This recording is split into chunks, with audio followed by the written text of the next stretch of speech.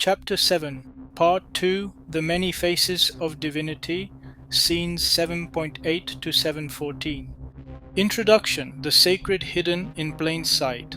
Scene. The battlefield of Kurukshetra remains tense, but Arjuna's eyes are being trained to see beyond soldiers and weapons. In the previous section, Krishna revealed himself as the thread holding together pearls of creation, both the material elements and the higher spark of consciousness. Now, he brings this vision closer to Arjuna's heart. Instead of distant philosophy, Krishna points to everyday experiences. The taste of water, the brilliance of light, the sound of sacred syllables, the strength of the strong. These are not random occurrences, they are him. Then, in the ancient world, seekers often withdrew from ordinary life to find the divine. They meditated in forests, performed austerities, or worshipped in rituals, seeking glimpses of God in special places. But Krishna dissolves that boundary. He says, I am already here, in the ordinary, in what you touch, taste, and see. By doing so, he democratizes spirituality. No one is excluded. Even the simplest person, drinking water or watching sunlight, can touch divinity if he sees rightly. For Arjuna, this is profound. He need not wait for mystical visions. The battlefield itself, with its sounds, lights, and strengths, can be seen as manifestations of Krishna. Now, this is vital for us in modern life. Many of us compartmentalize spirituality, limiting it to temples, meditation halls, or moments of prayer. Outside, we treat life as ordinary, secular, disconnected. Krishna challenges this. He says the sacred is hidden in plain sight. Every sip of water, every sunrise, every sound of truth, every act of strength can reveal the divine if we open our perception. This shift changes everything. Workplaces become ashrams, families become altars, the world itself becomes temple. It also helps heal the split between science and spirituality. Science explains the properties of water, light, sound, and energy. Krishna reveals their ultimate source, himself. He is not opposed to natural laws, he is their ground. To see him in nature is not to abandon reason but to deepen meaning. For Arjuna, this teaching is immediate. The clang of conches, the gleam of weapons, the courage of warriors, all can be seen as Krishna. The battlefield becomes more than war, it becomes revelation. For us, traffic jams, offices, classrooms, kitchens, all can be revelations when seen with right vision. Focus. The heart of this section is this. Recognize the sacred in the ordinary. Krishna is not only in temples, but in taste, light, sound, and strength. When you see the divine in daily life, spirituality ceases to be separate, it becomes your way of seeing. Scene 7.8, I am the taste of water. Scene. Krishna says, I am the taste of water, the light of the sun and the moon, the syllable Om in the Vedas, the sound in space, and the ability in man.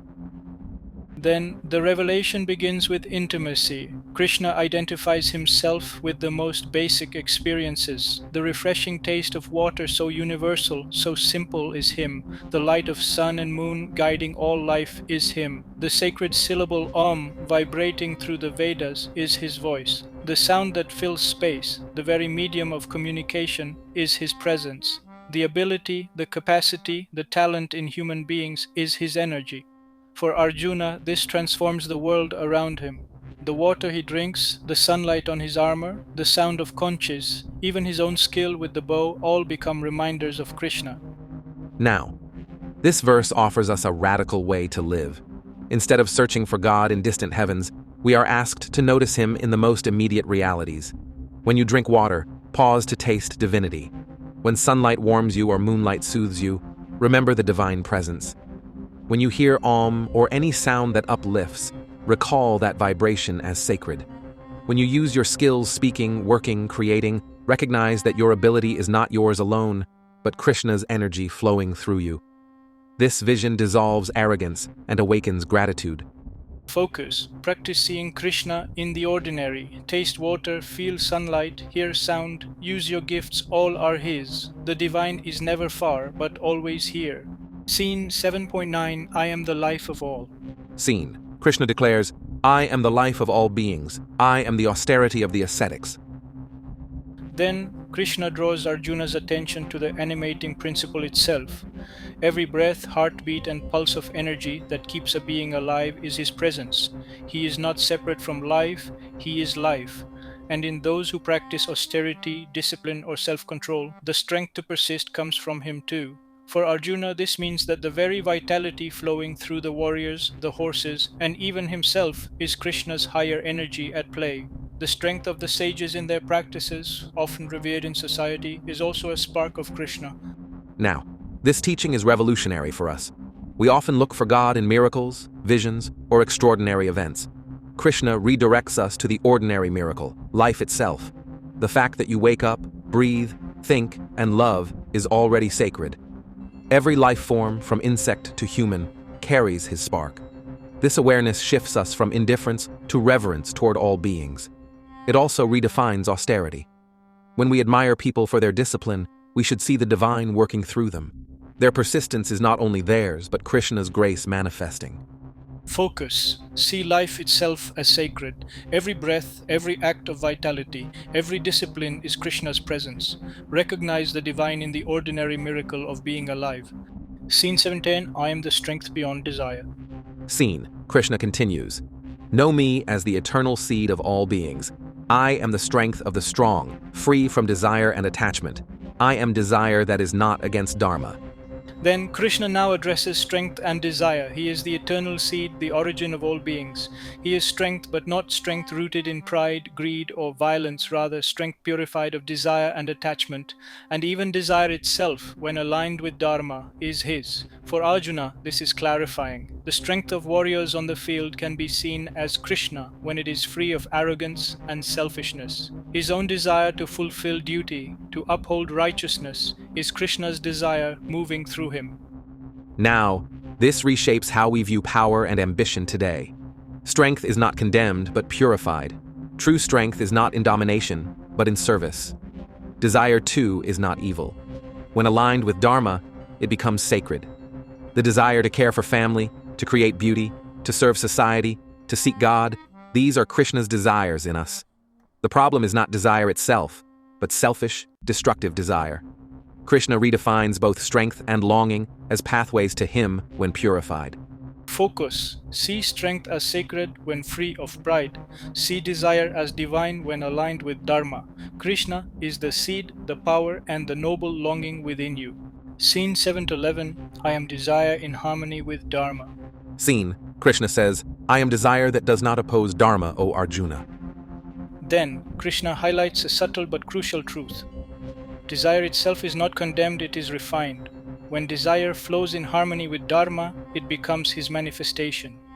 The longing for justice, for service, for beauty, for love rooted in purity, these are not distractions from the divine but expressions of him. For Arjuna, this transforms his struggle. His longing to protect righteousness, even though it means fighting family, is not selfish craving, but dharmic desire.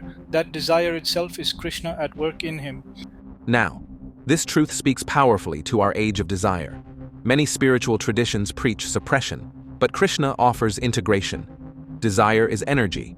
When misdirected, it binds. When harmonized with Dharma, it liberates. Think of the desire to protect nature, to serve the poor, to seek truth, to grow in wisdom. These are not selfish cravings, but sacred longings. To recognize Krishna in them is to honor desire as fuel for the good. Focus. Do not fear desire, refine it. When aligned with Dharma, longing itself is divine. Krishna is the noble desire that uplifts life.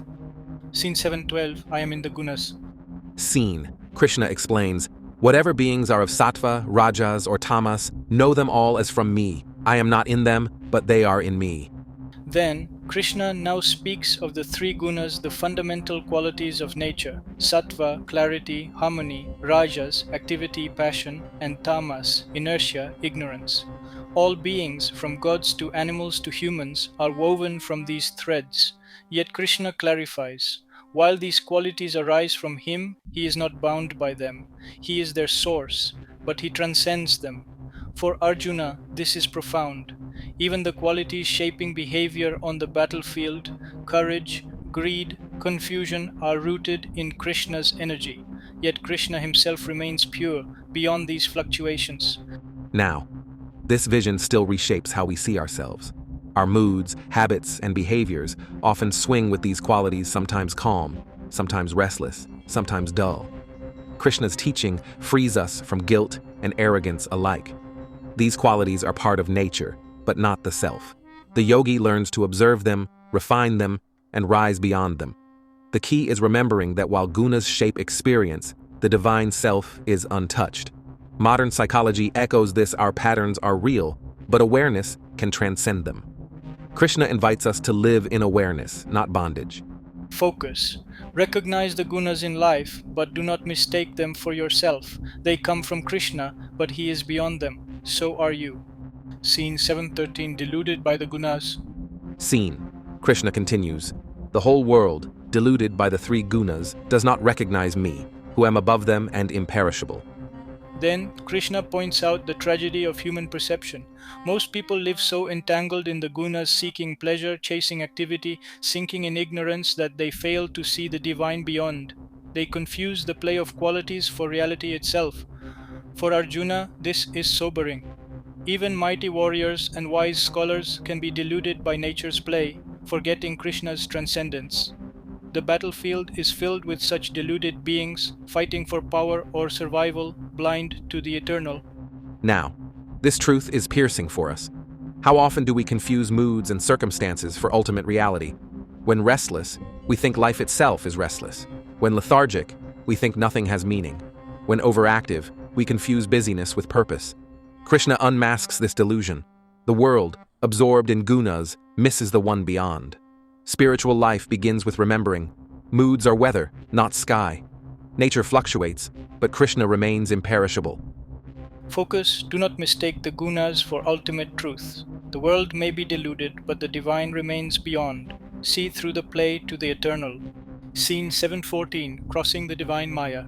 Scene. Krishna declares, this divine Maya of mine, made of the gunas, is difficult to overcome, but those who take refuge in me alone cross over this illusion.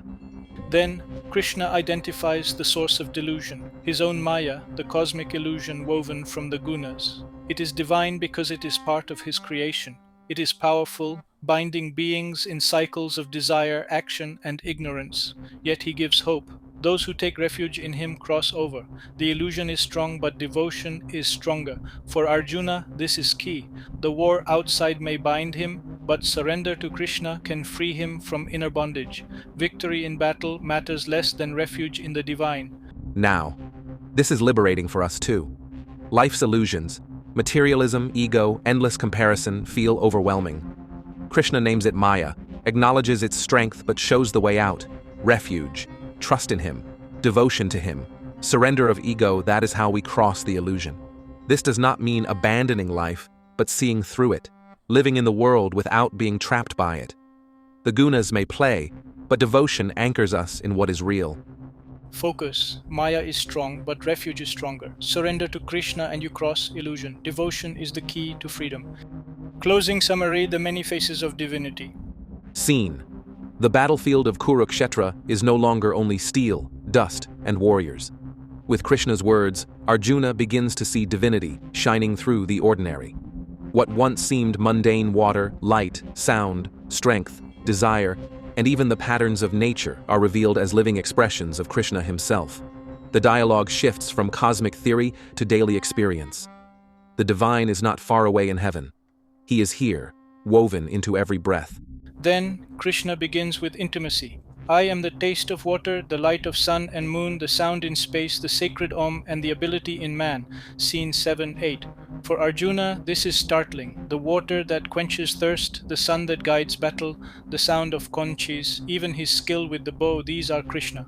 The revelation continues. I am the life of all beings and the austerity of ascetics. Scene 7.9. Every pulse of vitality, every discipline of sages is his. Krishna then speaks of strength and desire. He is the eternal seed of beings, the purified strength of the strong, and desire that aligns with Dharma, scenes 7, 10, 7 or 11. For Arjuna, this transforms his struggle. His longing to protect righteousness and his strength to fight are not personal alone. They are Krishna's energies flowing through him. Then Krishna introduces the gunas, the three qualities of nature, sattva, rajas, tamas, scene 7:12. All beings are woven of them, yet Krishna transcends them. This is sobering. The warrior's courage, greed, or confusion are all gunas at play, but the self, like Krishna, is beyond them. Most of the world, however, is deluded by these gunas and fails to see the imperishable truth. Scene 7.13. Even learned people confuse the fluctuations of nature with ultimate reality. Finally, Krishna names the power of illusion itself, Maya, scene 714. His divine Maya, woven of the Gunas, is difficult to overcome, yet he offers the key. Those who take refuge in him cross over the illusion. For Arjuna, this is liberation. The battle may rage, Maya may cloud, but surrender to Krishna ensures freedom. Now, this section speaks directly to us. We often search for God in rare experiences, visions, rituals, temples. Krishna teaches that he is already here, in the taste of water, the warmth of sunlight, the sound of space, the pulse of life, the noble desire that uplifts. This redefines spirituality. It is not escape from the ordinary, but recognition of the sacred in the ordinary. Every sip of water, every sunrise, every act of strength, every noble longing becomes a reminder of the divine. It also reframes how we view desire and strength. Desire is often condemned as binding. Krishna shows that desire aligned with dharma is sacred. The longing to serve, to love purely, to grow in wisdom, to protect justice, these are his desires within us. Strength too is not condemned. True strength, free of pride and attachment, is divine. This liberates us from guilt about energy and longing. The key is refinement, not suppression. The teaching on Gunas speaks to modern psychology. We all swing between clarity, restlessness, and inertia. Krishna teaches that these are qualities of nature, not our true self. We can observe them, refine them, and rise beyond them. The world may be deluded by them, but awareness sees through. And the final key is refuge. Illusion is powerful, but devotion is stronger. Surrender to Krishna, trust in the divine, alignment with dharma. Offering of ego carries us beyond Maya. Focus. The essence of chapter 7. Part 2 is this. Recognize the sacred in the ordinary. Krishna is taste, light, sound, strength, desire aligned with dharma and life itself. Do not be deluded by the gunas or trapped in Maya. Take refuge in him and see the divine everywhere. When you live this vision, spirituality ceases to be separate from life, it becomes the way you see all things.